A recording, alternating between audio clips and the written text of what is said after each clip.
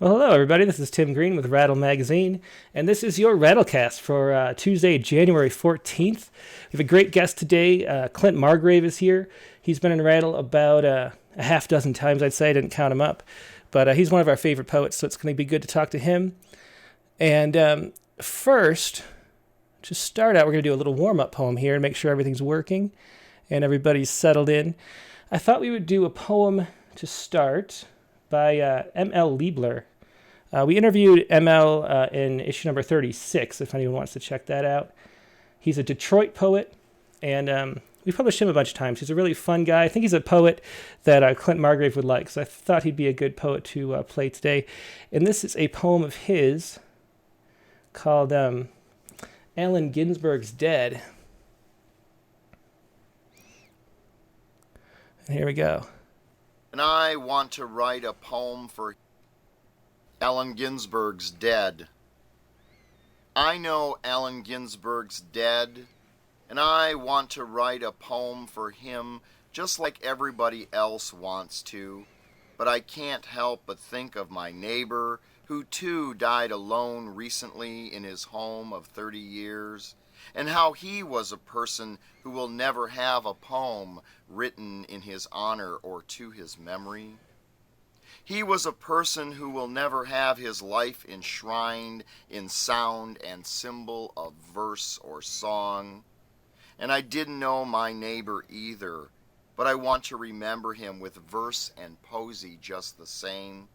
I want to celebrate his life as the important treasure he must have been as someone's husband, father, brother, friend. I want to do this simply because he lived.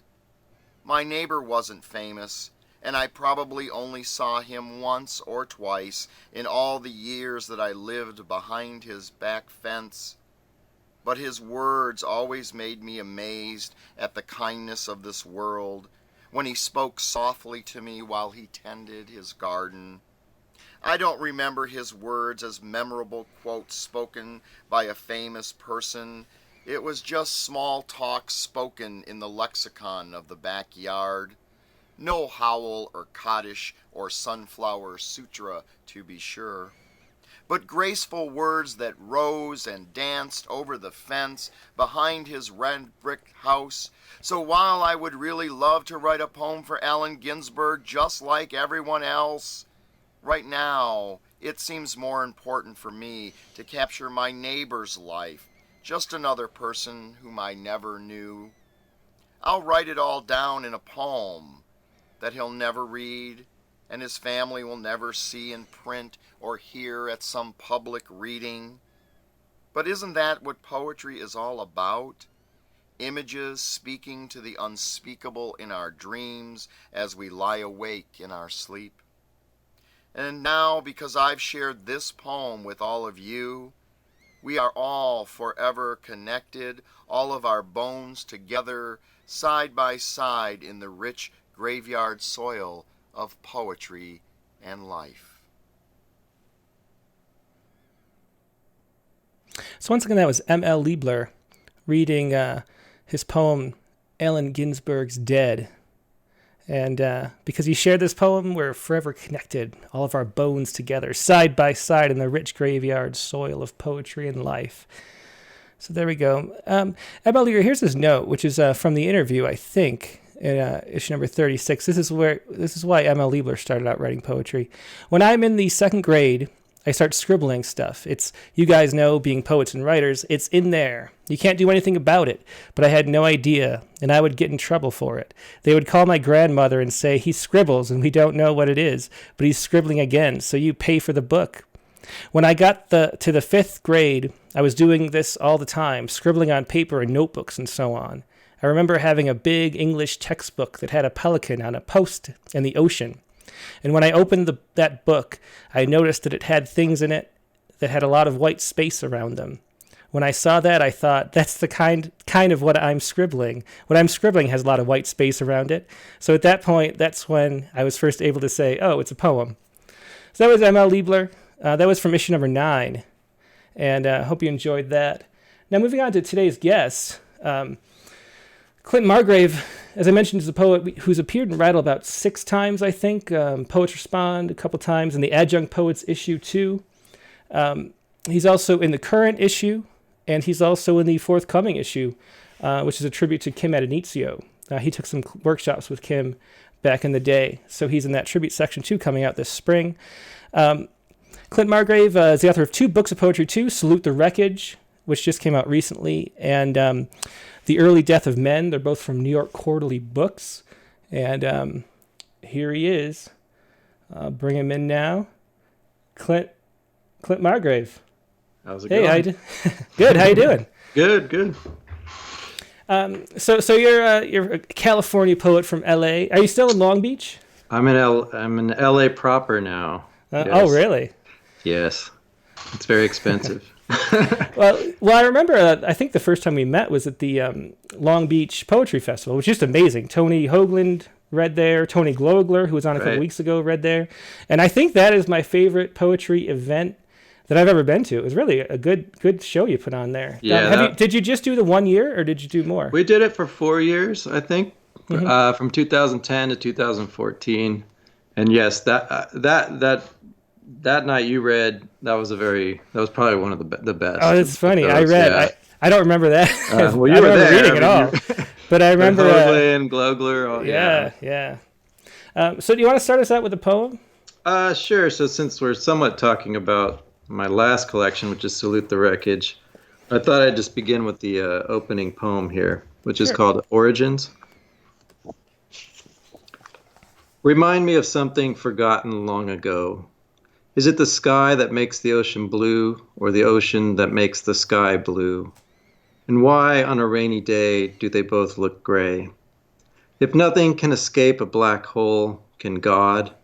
And if he really made the world in 6 days and is perfect and all-knowing, why did it take him so long? And where did he go? I don't think the universe bends towards justice, but I think it ought to. At 8 years old, I used to stand in the shower feeling overwhelmed by the question of existence. I used to stare at my bedroom wall just to remind myself I was still looking. What happened before the Big Bang? Or is it what happens before the Big Bang stays before the Big Bang? And why does the Dalai Lama wear a watch? What is time anyway to a humble Buddhist monk? Who am I? Asked the child. Who was I? Asked the grandfather. Who will I be? Asked the college student. I am one person. I live on one planet, orbit one star, rent one house. How can E.O. Wilson say ants didn't change for 110 million years when I've already changed 50 times since breakfast? And what will become of the billions of cells born inside my body this week? Will they make me fat? Or turn into cancer, or conceit? Will they make my beard more white than it already is? 100 billion humans dead since the birth of our species, and I'm still mourning the death of my father. How many dead dads is that? Dead lovers, dead siblings, dead friends. And of the hundreds of millions of neurons targeting my synapses right now, how many will misfire? How many will make me sad? The sky is not blue, it only appears to be, and Dawn is just a girl I know. There never was a chicken before the egg or an egg before the chicken. There never was a first mother or first father, a first baseball game, a first kiss, a first word. The first baby was never born. The first man never walked the earth. And that was the opening poem, Origins, from Clint's most recent book, Salute the Wreckage, which just came out maybe a year ago. Is that how old it is, Clint? Yeah, maybe 4 years ago. It's time for a new one. Is it 4 years ago? Yeah, it's been 4 years. Well, I didn't realize that. I should have looked at the date. One thing I noticed looking at it is you have no blurbs, and in your bio, I'll put it on the screen here, about the author, Clint Margrave, lives in Los Angeles, California. So why did you do that? Why no blurbs? I know your first book did have blurbs. My first book did have blurbs. The second book, I just didn't see the necessity of them. There's a number of reasons. Some of them are personal. I hate asking people for blurbs. Mm-hmm. Also, I wanted the book to sort of be its own artifact without advertisements on it, on the back, or whatever. I wanted it to be its own sort of work of art. And I didn't, and I also I don't know. I don't know how effective they are Hmm. anyway. I don't dislike them. I mean, I have a novel coming out. I'm getting blurbs, but it's more for the publisher, I think, than for me. But Hmm. I don't know. I kind of like the idea of just not having them. And if this might sound a little pretentious, but if you've ever looked at books made published in Europe, and usually they're just the book. They might have a blurb somewhere, but not usually on the book or anything. Hmm. And I just thought, why not make it its own artifact? Yeah, I was wondering your thinking because we don't do blurbs for our chapbook series either, and it's for the same reason. I think just a poem on the back or nothing is better than Yeah, yeah, just. Although the one thing it does is it lets you like cram for an interview. Because if I don't know what the book's about and I haven't that's read it true. yet, I could just say what Tony Hoagland said it was about, Right. and take his word for it. I could say, oh yeah, when the fireworks were raging on the dinosaurs and stuff like that. Um, so let me say, if anybody has any questions for Clint Margrave, this is a once a week we're getting to know, sit around and talk to a poet, and you're part of it too, watching live. So if you have any questions for Clint, leave them on the chat screen over YouTube, and I'll pass them along. Um, so Clint, why don't we do like two more poems, and then we'll Okay. keep it rolling.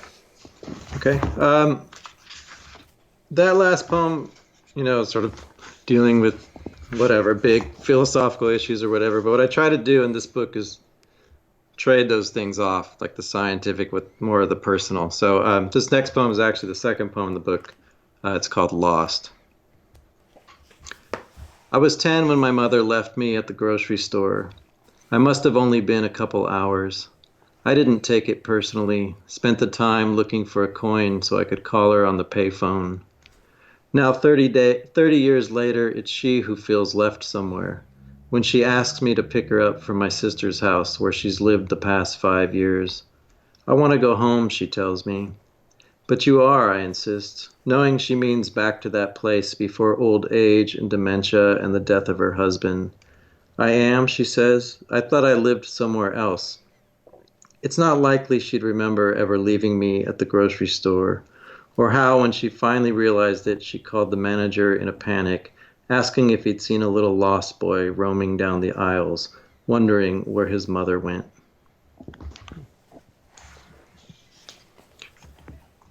Another one? Yeah, Or- yeah. Do that. Okay, let me see here. Um, maybe okay, yeah, I'll stick with this book for now. Make it easy on us. Okay. Well, here's a real short one. Um, I write a lot about my father, especially in the first book, The Early Death of Men. Not as much about my mother. So that one, obviously being one of them. Here's one almost on the next page about my father and my family history. It's called Family Tree. It's on page 20. It was in Missouri during the late 19th century. There were three brothers, my great-great uncles. One served in the House, one in the Senate. The other got hanged for stealing a horse. So you already mentioned the philosophical, and the thing I don't know now doing these podcasts, I realize that my impressions of poets' work and what they're doing doesn't always reflect their own impressions of their own work and what they're doing, and so maybe I'm just crazy and take this however you want. Feel free to disagree with me, but what's really unique about your poetry to me is there seems to be a way that you're writing about philosophy in a way that most poets don't these days. If I had to like compare the feeling of reading your books to anything, it would be something like reading like Candide or something, where they're or maybe Camus, but they're anecdotes that have philosophical truth as like the impetus that you're going for. And it feels like, unlike a lot of poets who are writing today, it feels like when you have personal stuff, you draw from your own personal life, like everybody does. It feels like that's like secondary to the message that you're putting across. Do you think that's true? And is that something you consciously do, or?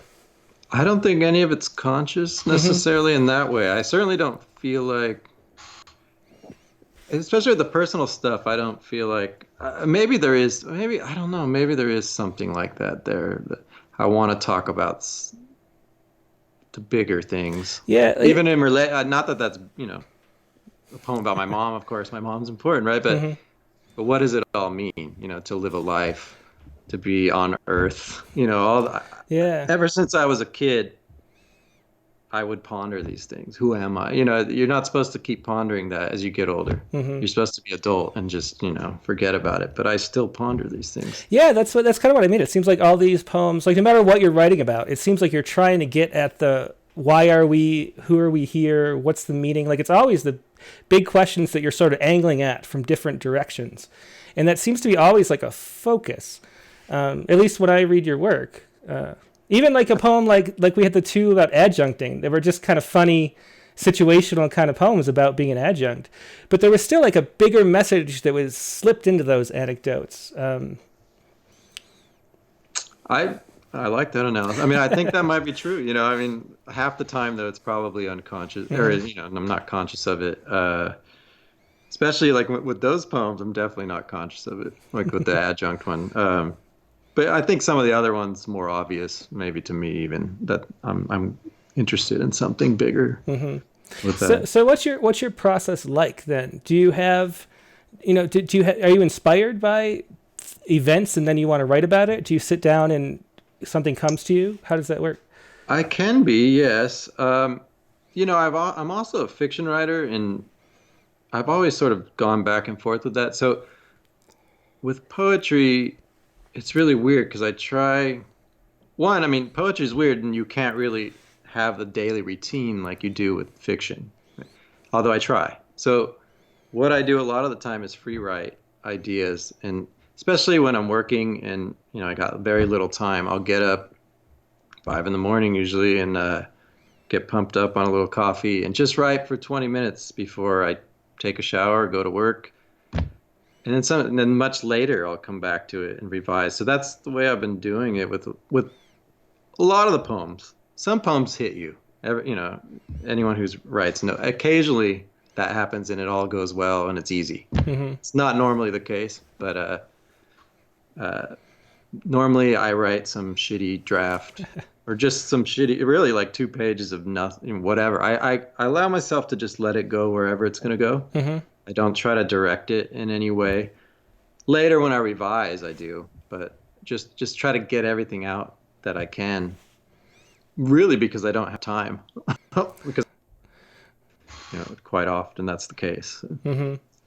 And do you find that once you realize it's a poem, do you end up revising it and working it over and over, or is it Oh yeah?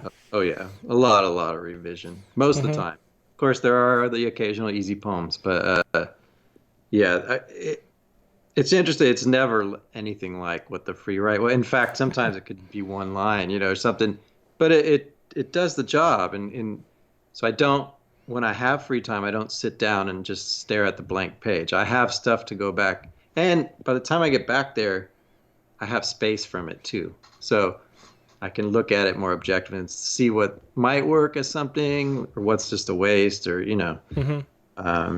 So that's been helpful, and it keeps me in a routine where I don't feel like, I should be writing, I should, be doing something. So there's that as well. Usually when I'm really, and I flake out on this too sometimes. It's not always like I do it every day, but I try to. And sometimes if something might happen the day before, I might read an article. I might take a note for something to explore in the morning when I get up to free write about it. Just so I'm not stuck even then, so I have something to at least sort of go off of. And then, so you mentioned ideas a few times. So it starts with an idea, and then do you like play with it, or do you sort of know where it's going before you start? I don't think I ever know where it's going before it starts. It's usually just like, this might be something interesting to write a poem about, or that sounds like a great, it doesn't mean it. A lot of time, sometimes the more directed I am, and I'm like, I know I want to, it doesn't work out as well. So sometimes I need a little bit of that chaos Yeah. get somewhere interesting. Yeah. Well, I think that's what's required. I think you need to have some kind of thing that you don't understand or don't know Yeah. how you understand, like some connection that you can't really make. Right. Like why is this interesting to me? And Right. then you sort of figure it out as you go. It's just how it seems to me for everybody I talk to. It seems kind of like Yeah. that's how it works. Yeah. It seems most writers say that, Hmm. that it's always just follow through, and just see Yeah. where it takes you. Surprise yourself, right? Uh-huh. Yeah, well, why don't you read like a couple more? Okay. Um, we're talking about ideas, so I'm going to read. Actually, this is a newer poem, Hmm. not from the book, but it was recently published in the Three Penny Review. But I'm sitting in this room right now that actually used to be my bedroom until we switched rooms. But we share a wall with our neighbors, and so this is one of those things. This was very much inspired by that because they stay up later than us sometimes, and we can just hear them, right? So this is one of those poems I woke up the next day and somehow it just all came together. Can't explain it. But this is called Once I Shared a Wall with God. I could hear him vacuuming late at night. Who does that? He was constantly rearranging furniture, opening and closing drawers, sliding hangers in the closet, banging things around. I never really heard his voice because he lived alone. Occasionally, just the deep rumble of him clearing his throat. It's not his fault, I told myself. The walls are thin. These floors crack at every step. The rooms are echo chambers. I can adjust. In the mornings, it was silent. God liked sleeping in. But at night, I cursed the world until I finally had to confront him. I thought about leaving a letter to spare us both the awkward conversation, but I wanted to make sure he understood. I'll be nice, I said as I rang his bell, but if it keeps on happening, I'll have to tell the landlord. Nervous as I was, I wanted God to know he'd been a bad neighbor, that he had little regard for others, that this universe was something we both shared. I'm sorry, I wanted to hear him say. I'm so sorry. But nobody answered the door. So with that poem, just since we were talking about the process a little bit, like there's that sudden ending, where it's not really what you expect. And, Right? reading the poem when when I'm on the second to last stanza there, I kind of assumed that the poem's going to go on and then it sort of cuts off. I was wondering if that was a revision and he originally wrote more or, That's a good question. I'm not sure. I don't think it is. I didn't sit down and write this exactly how it is. I mean, it was a free write, but it was a short free write that it almost sort of came. I didn't have to go beyond that. I think I realized when I hit that part, it must have been in the original draft. I'd have to look, but that part must have been there, and I must have thought, oh, that's a good place to stop my free write for the day. I'll go to work now, and it just worked, I guess. yeah, well, it definitely It was does. it was unexpected too, I think, Mm-hmm. in that way. Just a reminder, if you have any questions for Clint, leave them in the chat. And if you're watching and enjoying this, please do click the like button and subscribe. We do this every Tuesday, hanging out with some poets and getting to know them on a personal level in their own living rooms and bedrooms usually. So Bunkong Tuan, how do you say his name? Do you know how to say his name? I don't. He's a good friend of mine, and I know. for years I say Boom Kong, but I know it's probably not Yeah, as I've good never as it met him should in be. person, but I've known him for a long time too, and we've published him once or twice at least. Anyway, he says he'd like to hear us talk about contemporary poetry and who some of your favorite poets are writing today. Ah, uh, well, I like, I mean, we just lost Tony Hoagland, who was a big influence. And I like his stuff. Living writers today, it changes, of Hmm. course. I don't like a lot of American contemporary poets, in all honesty, except people that I know. Actually, I mean, it sounds like I'm just bullshitting, but people that I know actually really, people like Alexis Fancher, and I think you had Francesca Bell on here, and um, but I'm trying to think. I have to look back at my books here. Thanks, BK. No, Yeah, it's a tough question for me too. I mean, of course, Ping Pong Tuan, uh, Tony Glogler, all my friends. But also recently, I've really been into Adam Zagajewski, oh, really? the Polish poet, for Hmm. some reason. Hmm. I've been reading a lot of random Eastern European writers or Polish writers that I can't think of all the names at the moment. Hmm. Always been a big fan of Charles Simic. Um, who else is writing today that? And what do you think you look for in a poem as a reader, as opposed to as a writer? Like, why do those poets that move you or interest you do that? Like, what is it about their poems that? There are some definite things. Simplicity of language, clarity. I mean, look at someone like Charles Simic, right? I mean, what I do like about the Eastern European writers, and Charles Simic obviously is American, but he comes from a Serbian background, right? There's a little hint of absurdity Hmm. in their work, which I like. It's a little playful. Um, so the simple and short. I don't like long poems. Uh-huh. Maybe I'm a Philistine, but I like brevity in poetry. And I mean, I know the first poem I read was pretty long, but that's probably the longest poem Well, I yeah, have. long by your standards, but it's still only Yeah, 2.5 pages. but in general, even when writing, I try my best to make a poem fit on one page. Hmm. I just really don't like, and I just really don't like, I get bored. I Yeah. don't know why. I'll read an 800-page novel and be fine. Moby Hmm. Dick is one of my favorite books, which I talk with some people and we say it's like a poem. It's like a 600-page poem, but somehow that experience is different than when I open a book and I see a lot. I just go, okay, next. But if I open a book or look at a poem in a magazine and it's short and looks kind of clean, I'm Hmm. interested just even by that to read it.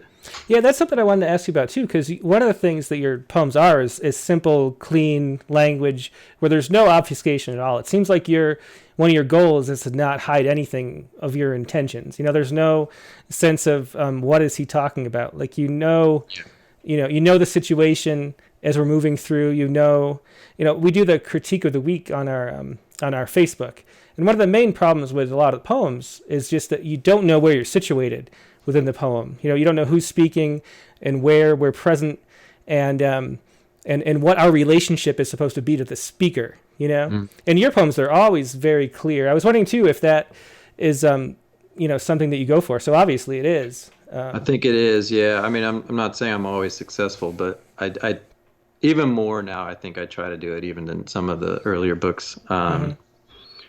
You know, more and more, I find my poems are getting shorter and just more exact in that way, Uh-huh. which I'm willing to go that way, more minimalistic in some sense, maybe even a little more absurd in some sense, which I think I'm okay with at the moment. Hmm. Maybe I'll try to challenge myself at some point and do a long epic poem. I doubt it, but Uh-huh. Well, it's interesting to hear your favorite poets because the influence is pretty oh, obvious when you look at your stuff. I've just thought of another something I didn't even bring up with asking about these poets. I mean, two huge influences on me come from Long Beach, and one of those would be Gerald Loughlin, and certainly his style. I think, I mean, he was a colleague. He's a teacher of mine at one point, not a poetry class, but I've studied his work quite a lot, and it's always very simple and humorous, short. I come from that school and stand-up poetry. Hmm. Let I me also like ask, Fred Voss's work quite a lot too. uh, He's with another. Lachlan, he's a poet I haven't really gotten into actually, even though he's pretty local, and I've met him a few times. What book would you recommend for somebody getting to Lachlan for the first time? Because he's Oh, one of the more underground poets that most people might not know. yeah, that's true. These days, yeah. Probably the Firebird poems, I Hmm. think is. I really liked his book, The Life For. I think it's called The Life Force Poems as well.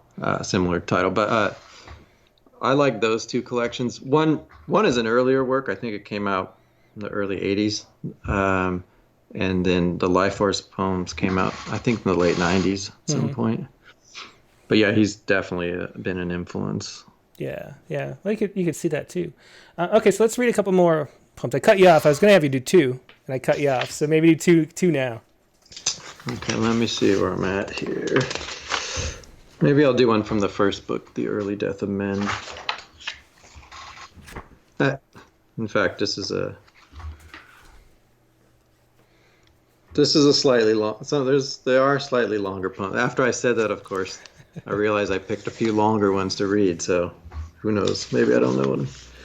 This is called Room, and it's on page 56. Room.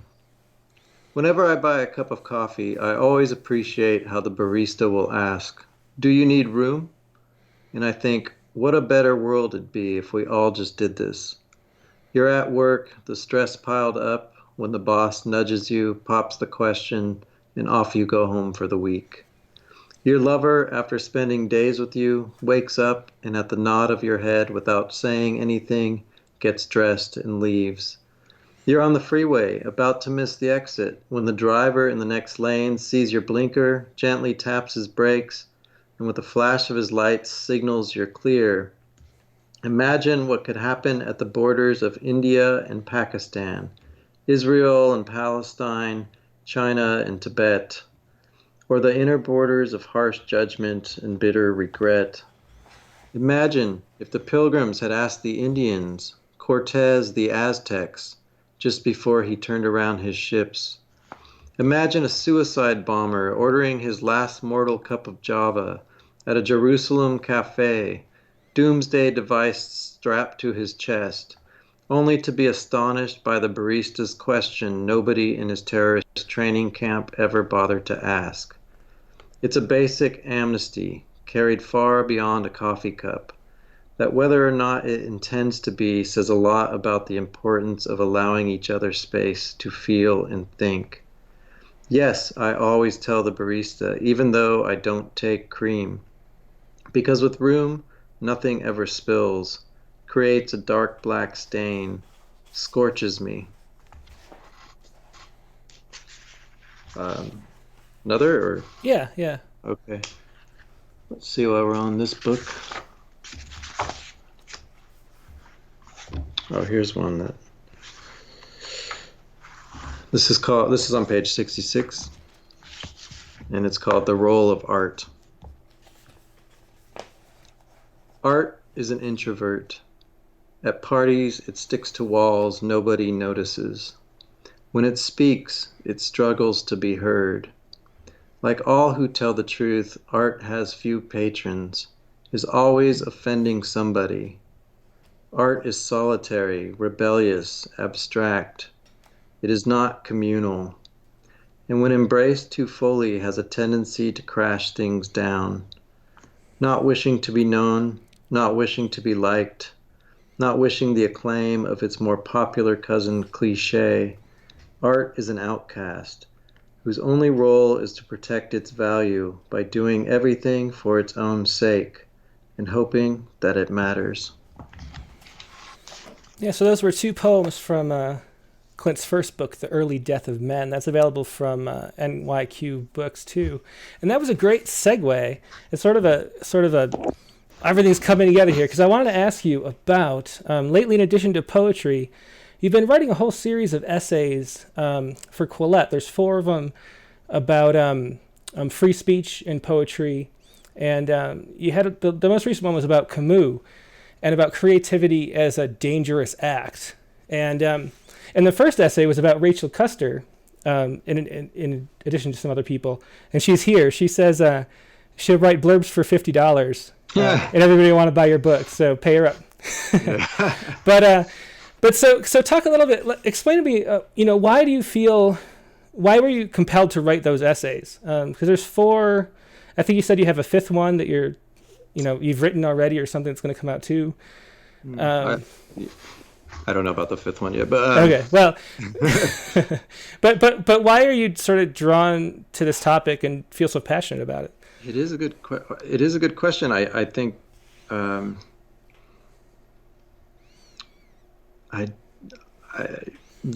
you would think I have a clear-cut answer here after writing 4 essays, but I just see it as a real injustice when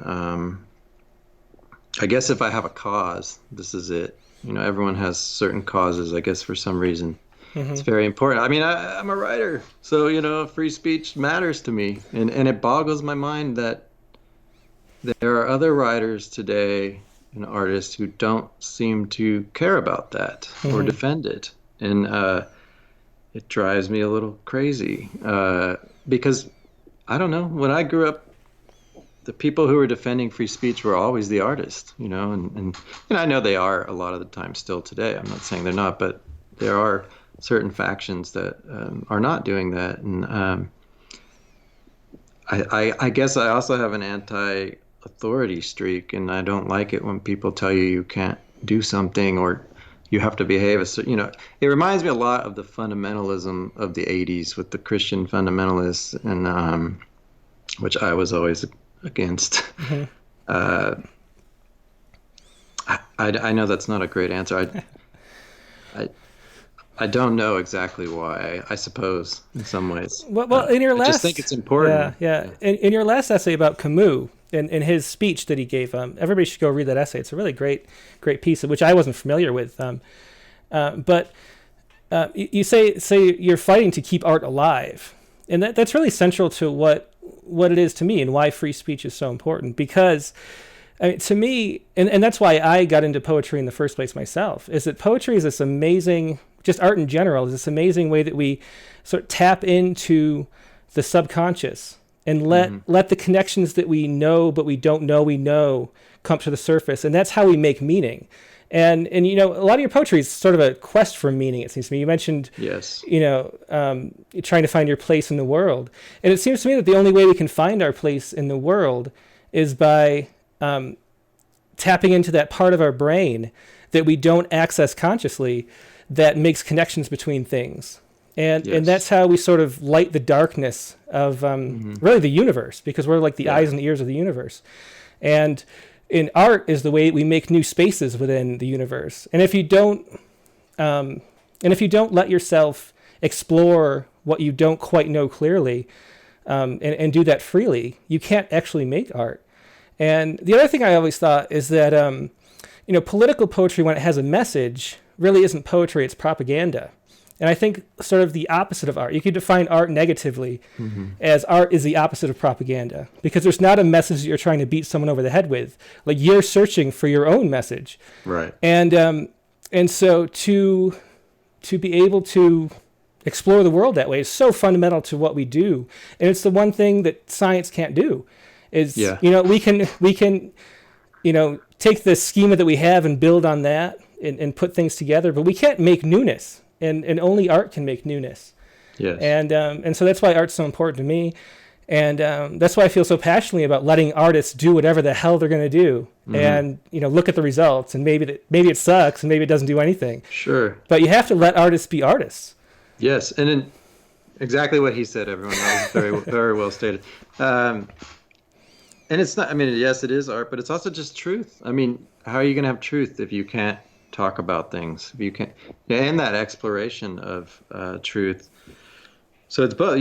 Like you said, the artist needs to explore things just to figure it out. So does just a human, right? How do we know anything? Everything. I do feel like, it's become a cliche, but I do feel like you don't get anything else without free speech first and free debate and the ability to. You don't really get art. You don't get equality even. This stuff doesn't come out of nowhere. It comes from first the ability to have these discussions, and the freedom to. Yeah. And freedom of speech is freedom of thought. That's really what, you can't think, unless you express yourself, because that's the way our brains work. And you can't know that, you have so many blind spots in your thinking too. You have to say your thoughts out loud and have pushback and see what you're missing, because we have so many cognitive biases that make us, believe in what we, believe in what we already think. And we miss, it's the only way to get to truth, like you mentioned. Did you ever see the, was Sam Harris and Jordan Peterson when he was on Sam Harris's episode? Did you happen to watch that one? On the podcast? Yeah, Sam Harris's podcast, where they went... The one where they spent like exactly 3 hours talking about truth? Yeah, they were talking about truth and facts. Yeah. And I just wanted to scream the whole time, because what it seems to me is that there's a way that every fact is like a lie by omission, because it doesn't include all the other facts. And truth is the truth that includes every fact. You know what I mean? Yeah. And because I'm a huge fan of Ian McGilchrist's book, The Master and His Emissary. I don't know if you've read that, but it's about the bifurcated brain and the way the left brain is so focused. And that's the one that's the linguistic center that we sort of think of as our consciousness. That's the voice we hear in our head. But that has a very narrow focus, like a shallow focus camera, where it can only see what it's specifically pointed at. And the right brain is the holistic brain that sees the connections and sees the way all the facts fit together. And so I think what writers do is that they find a way to turn off the left brain and stop being focused. So there's this meditative act. We all have these rituals that we do. We all have ways we sort of access that meditative space where the right brain can take over and start controlling the language centers. Mm-hmm. And that's where we find the connections, and we find actual truth and not just facts. Yeah. It seems to me. And that's how they were sort of talking past each other, because, I think at the center of what you're talking about is metaphor. Yeah. This is how metaphor functions. Mm-hmm. Metaphor is a way of explaining that other side, right? Yeah. Neil Postman called it, a metaphor is an organ of perception. I just great. Love that quote. Yeah. It's in our Neil. That's why we have the Neil Postman Award for metaphor. Yeah, because that quote. But and if you're too scientific, maybe the Sam Harris side, saw truth in another way, exactly as facts, and but there are other sorts of truths that lie within metaphor that reveal things. They might not be literal, in that sense. Well, obviously they're not literal if they're metaphor, but still, right? That symbolic element also reveals things to us. Do you think you learn in the process of writing? Like, do you feel like it enriches your perceptions about the world? About the world, yeah, and about yourself too. Like, do you discover things about yourself? That's an interesting question. I want to say yes. Yeah. It may take me years to realize that, though, or it may, there may be something operating on an unconscious level when I write a poem or something like that. That years later you go, oh, that's kind of what I was. But I think writing is not just writing, right? So it's you always in the world, and your poems don't just start when you sit down to write them. Mm-hmm. Right? Or when you're walking out in the street, when you're 5 years old, when you're, your whole life, is part of that. So do I learn? I don't know. I guess as I learn about myself that, I don't know. It's a mystery. If I learn, I suppose, I hope I learned something from things, but, when I think about my poems, I go, well, did I learn something from them? Maybe you explore a feeling, you learn something about how you're feeling about something. But I don't see it. I guess I don't see it as a learning experience. Interesting. In some way. Yeah.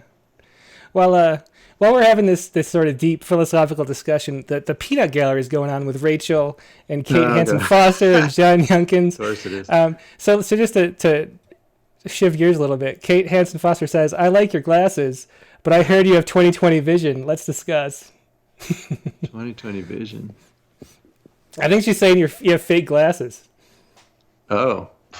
No, these are the real deal. The real deal. You can't read without them. If we want to talk about my vision, my my clarity of my vision. No, or is she talking about the election? I have no idea what she's talking about.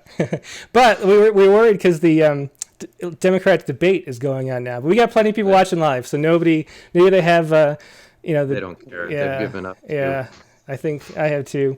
Do you want to read? Do you have?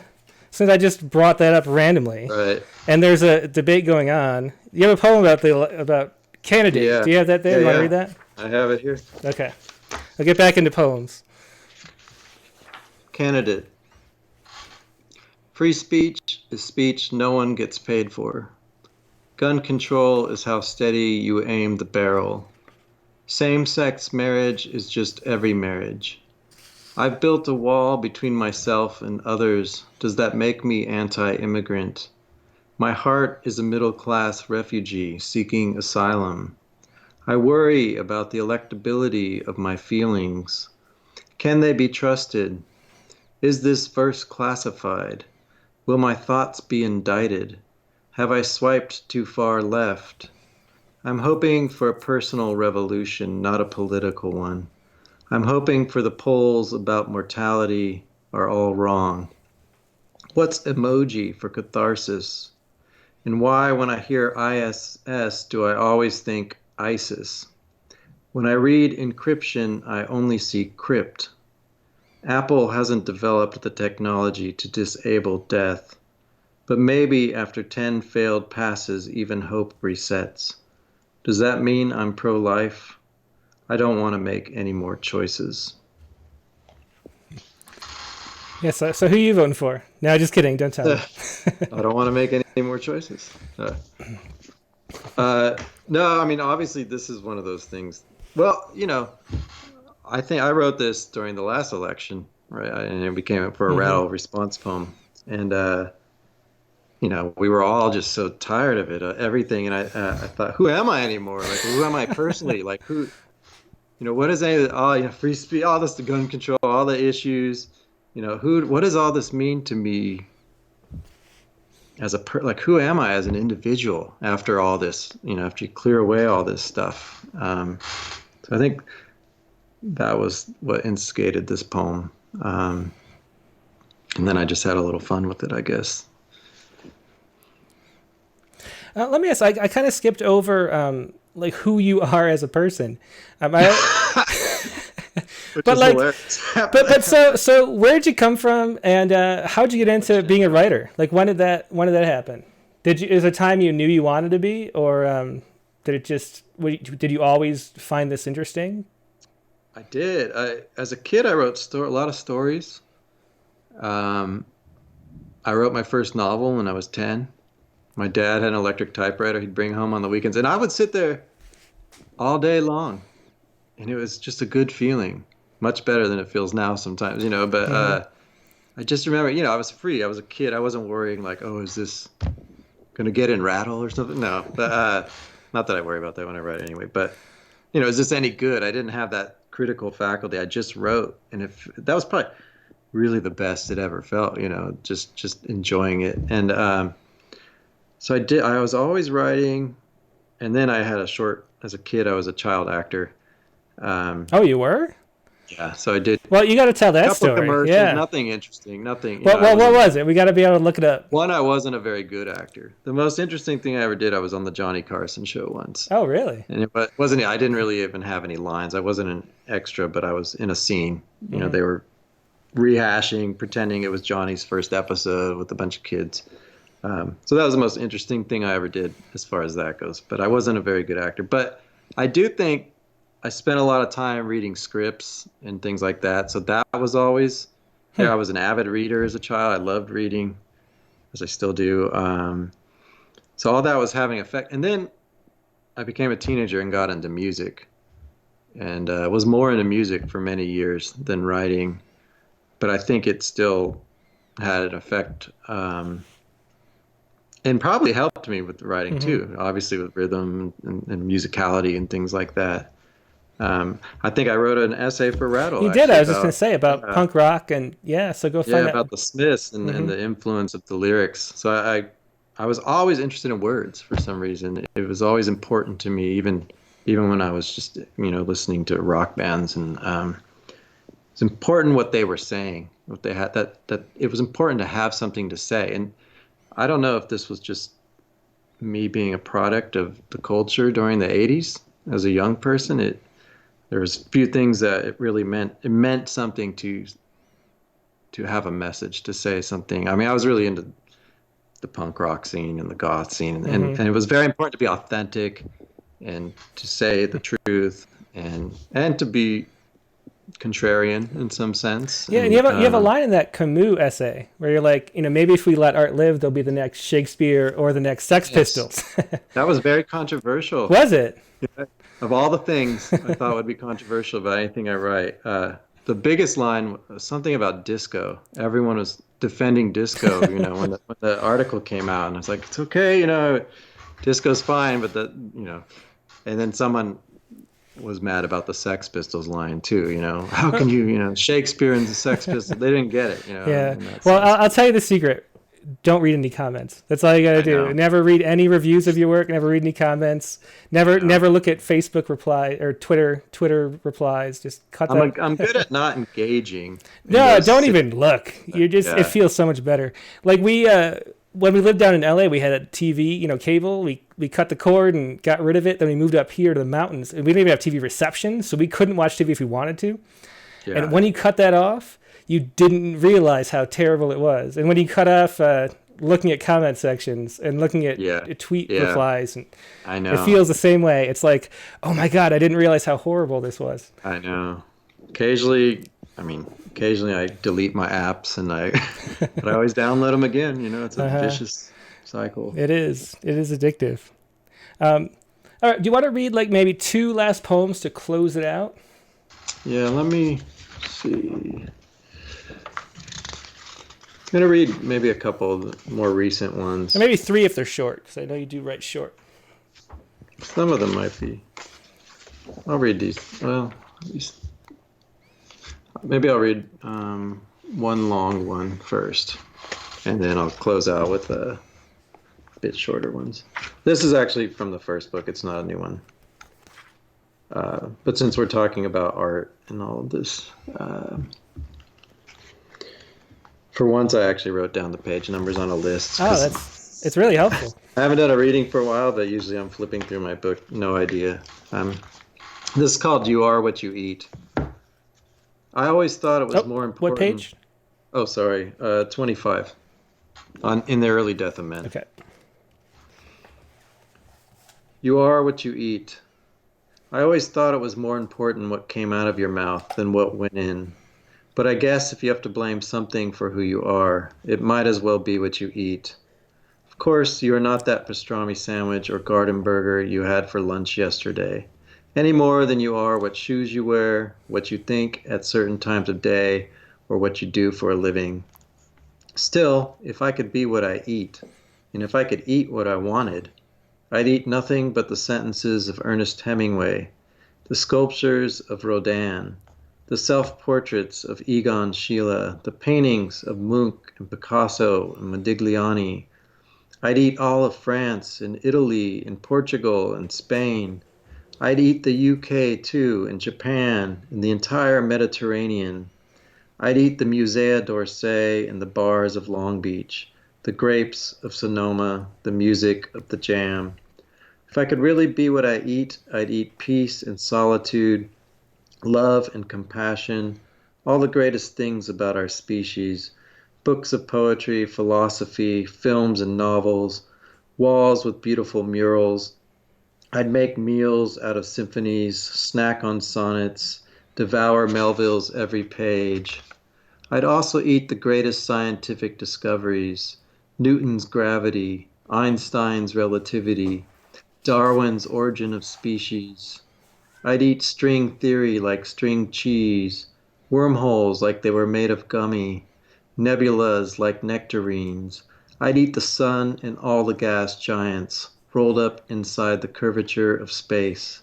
I'd eat distant worlds, and parallel ones too, in the texts of every religion, every god and goddess, every Job and Judas, gobble them all up until I'm fat and full and bloated and have to vomit them out just to find myself again. That one was like, so one more or two more? Yeah. Okay. Whatever. One? Up to you. I guess since we were talking about free speech, I'll read this one. It's called The Death of Free Speech. It was a closed casket, not the urn of ashes everyone expected. No cause was reported, no autopsy, nothing mentioned on television, no official statement from the government, no obituary. Nobody sent flowers or gave a eulogy. A few mourners stood, hands over their mouths. But nobody said they were sorry or offered their condolences. Nobody said a thing. Well, Clint Margrave, thanks so much. That was a great way to end it. Round out the whole discussion, I think, on that one. All right, and thank you. Yeah, so once again, Clint Margrave was our guest tonight, and his two books are Salute the Wreckage, which is out 4 years ago, apparently, even though I thought it was just last year, and The Early Death of Men, both from NYQ Books. So check those out when you can. And Clint Margrave, thanks again for being our guest today, and I'll talk to you soon. All right, thank you. Okay, bye. Good night. Yeah, so that was our guest for today, Clint Margrave. As always, we have open mic coming up if you're watching live on YouTube. But if you are listening to just the podcast, that is it for now. So I'm going to take a little break and get a nice little break going on for that. But next week, we have Sean Ballard and his chapbook Flight coming up on the Rattlecast. Sean's he's in the current issue of Rattle. He's been in Poet Respond 2 or 3 times. He's from right here in San Bernardino, but lives in Alaska now. He's been all over the world teaching poetry. Really cool poet. Really looking forward to him next week, so tune in at 9 p.m. Eastern, January 21st, to see Sean Ballard. And if you're watching on YouTube, I'll be back in just a minute for the open mic.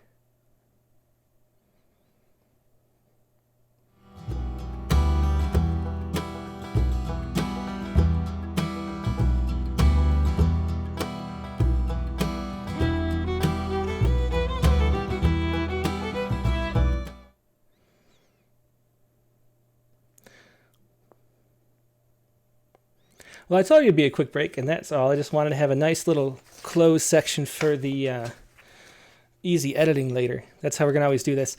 And now it's even more casual than it's been. And I have 2 poems, 2 poets pre-recorded for the open mic.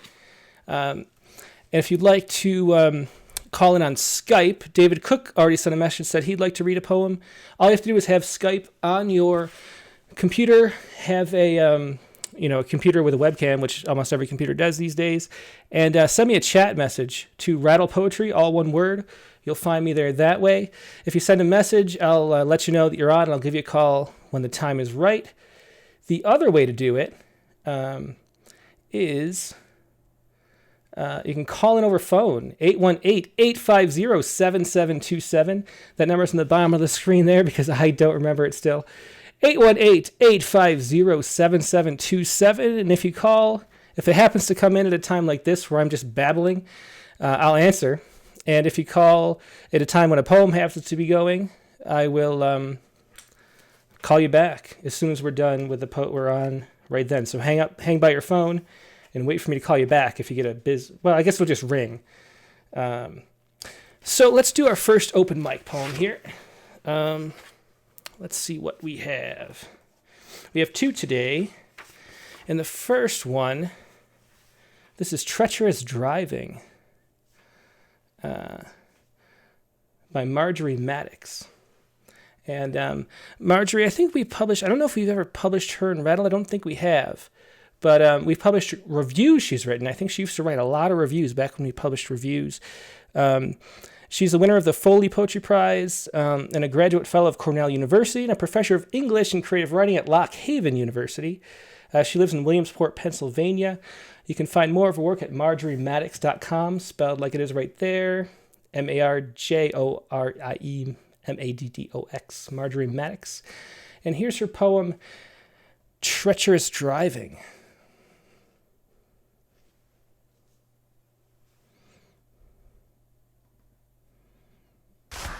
This is Marjorie Maddox from Williamsport, Pennsylvania, and I'll be reading the first poem in my collection, Transplant, Transport, Transubstantiation.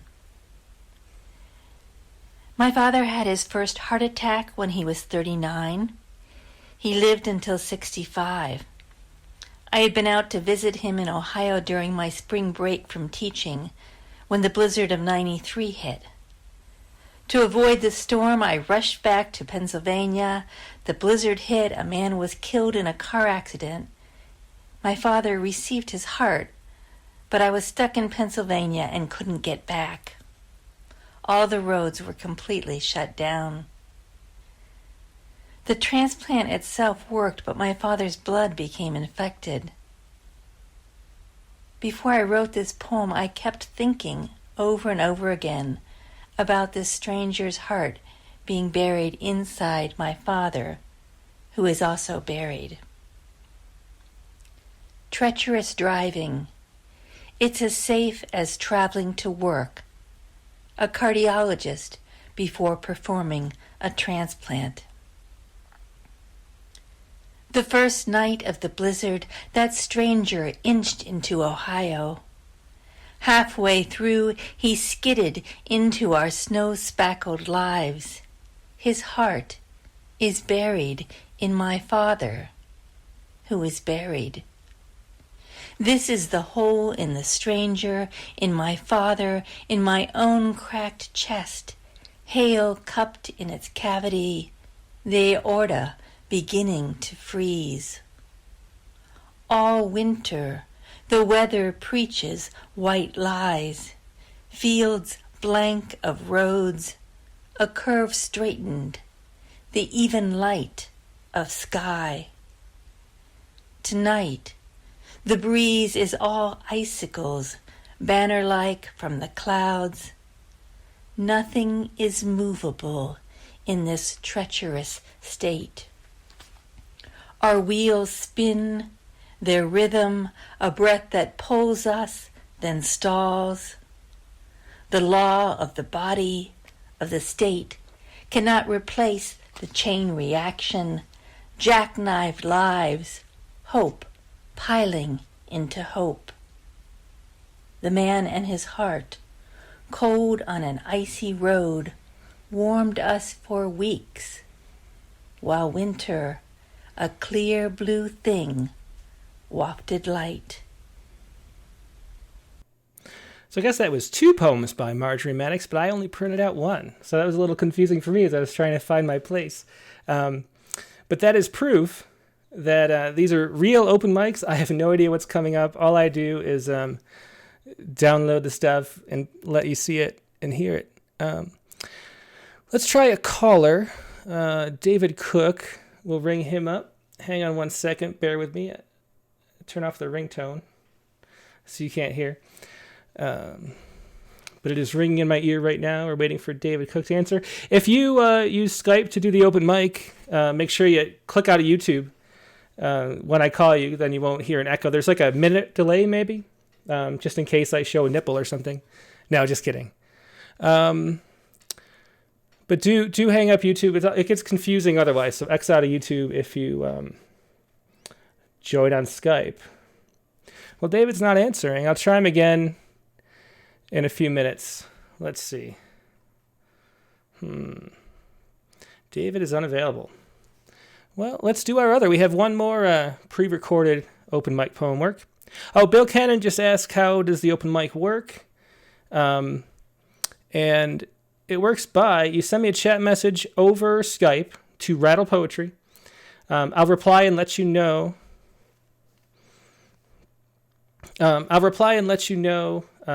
When I'm going to be calling you, and then I'll call you back. It says that I'm what does it say? Do not disturb, but just ignore that. That's to keep the phone call sounds from coming into the stream. So if it says do not disturb, just send me a chat message anyway, and I will call you back when the time is right. We'll give David Cook another chance. David, hi, see ya. Let me pull you into the stream. It worked that time. Let's see. There you are, David Cook. How you doing tonight? Hang on 1 second. You're on mute. Okay, I'm good now. How you doing tonight? I'm doing really well. How are you doing? I'm doing great. That was a fun episode with Clint. Yes. And you're calling from Portland, Oregon, if I remember right. Portland, Oregon, we're getting a little dusting of snow. You probably have a lot more there. Actually, ours is pretty much all melted. We had like 3 feet almost around Christmas, like 30 inches or something. But slowly, it subliminates, and it's gone. But there's little patches, and our dog goes outside and then dives into the patches. So he still likes that. But drive safe if you got to go anywhere. I know they don't know how to plow and stuff in Portland, right? Yeah. It's all gravel. Yeah. Okay, so you sent, let's see, you sent a file which I opened up, and you're going to read a poem called "Ripping the Belly of the Sky," right? Yes. Okay, let me put that on the screen. Hang on one second. Here we go. I better zoom in. It's pretty small. Hang on a second. Gotta make this bigger.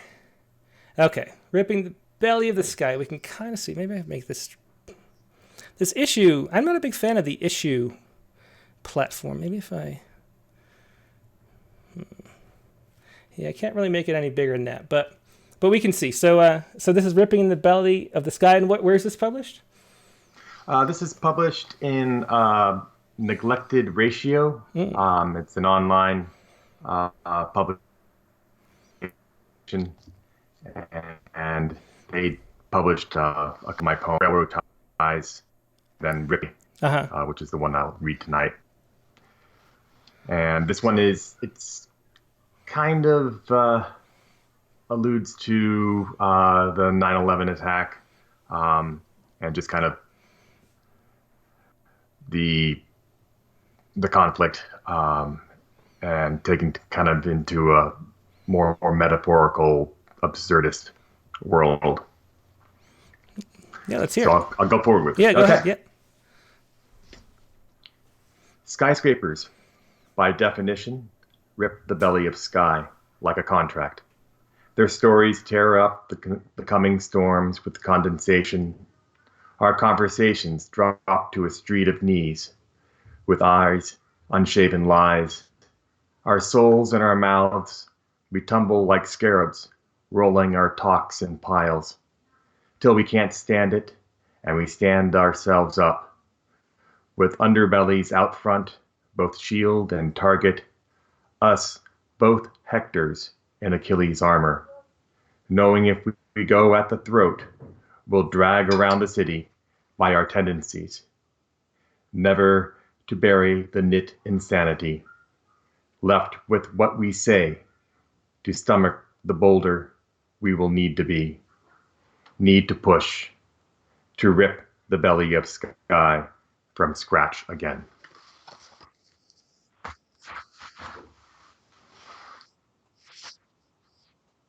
Okay, yeah. Good luck, and have a fun podcast.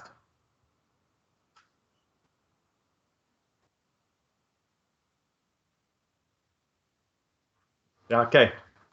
Adios.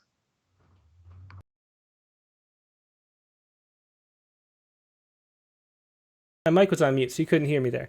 But yeah, that was David Cook, and reading his poem. I don't know how long I was on mute, but that was his poem, "Ripping the Belly of the Sky." I might have been on mute a lot, so if you couldn't hear me, that's why these open mics are very casual, because I'm juggling even more things than normal, and sometimes I forget to unmute my microphone.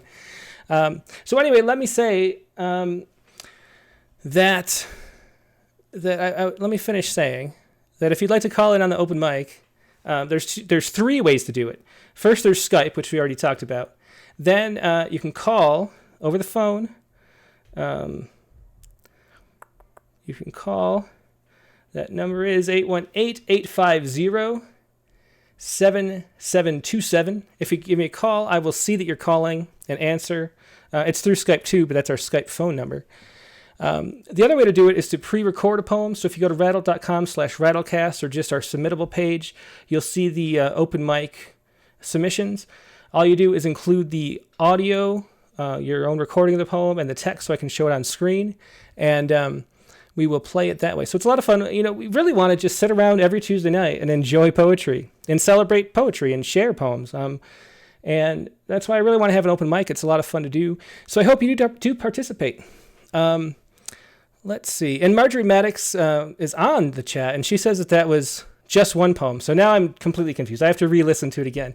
I was trying to type replies over Skype to people who wanted to be on, and I have to go back and try to find my place in the poem, and I lost it, I guess. But yeah, 2 great poems so far. Let's see, do we have anybody else? No one else is lined up at the moment, but if you'd like to do that, please do Skype or give me a call. We can also chat about anything if you want to talk about Clint's fake glasses. Let's see. So let's do the last pre-recorded open mic poet. And it's a poem called Stopped in Traffic, and it's a little bit of poetry art too.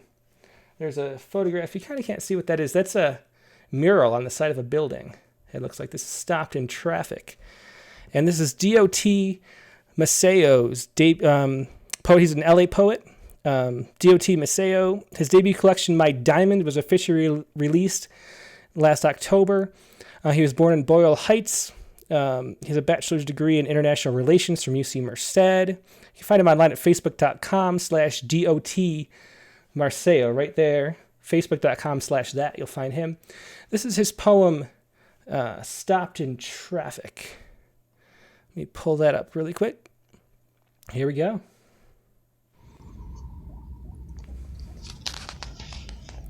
My name is D.O.T. Marceo. I am a poet from South Los Angeles, and I'm going to read a piece here on Crenshaw Boulevard in South Los Angeles. It's called Stopped in Traffic. The hour neared. The sun was out and fair. A taco stand beamed open to the right. The time was come, but none had thought prepare, while Tashanae was standing at the light. The traffic lamp went red, so people crossed, and sounds from motor cars would reach their height. A car was there, its rims and painting glossed. A man would peer through traffic out of sight. With cars there stopped, its shine would hold the scene. The same through traffic pulled a gat so fast. By now the lamp had just turned back to green, and cars began to go, but slow they passed.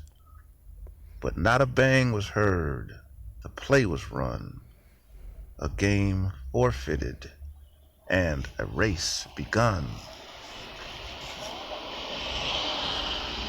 This poem is based on a true story that I witnessed some years ago in South LA. Not on this street, but the piece is from my collection, My Diamond.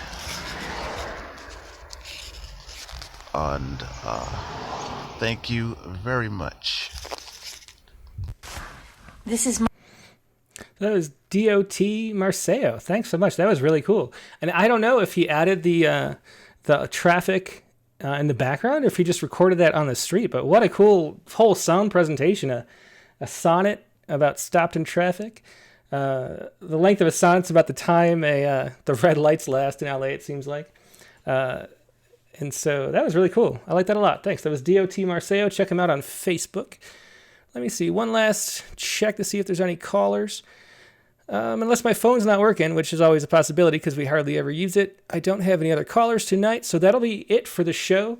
Hope you enjoyed it. Once again, if you did enjoy this, please click the like button if you haven't already and share it wherever you are. Rattle is a publication of the Rattle Foundation, a 501c3 nonprofit working to promote the practice of poetry. These things that we do are all pretty much free, unless you want a print subscription. Then you have to pay for paper. But otherwise, we try to do as much as we can, possibly for free, to promote poetry, and including these podcasts. So all you can do if you want to help out is share, tell your friends to watch, and participate in the open mic, because I really want the open mic to be fun. every week and have new people joining in. So tell your friends to record a poem and send it over. Or especially if you can get Skype on your laptop or whatever, call me up and let's do a little Skype conversation, read a poem.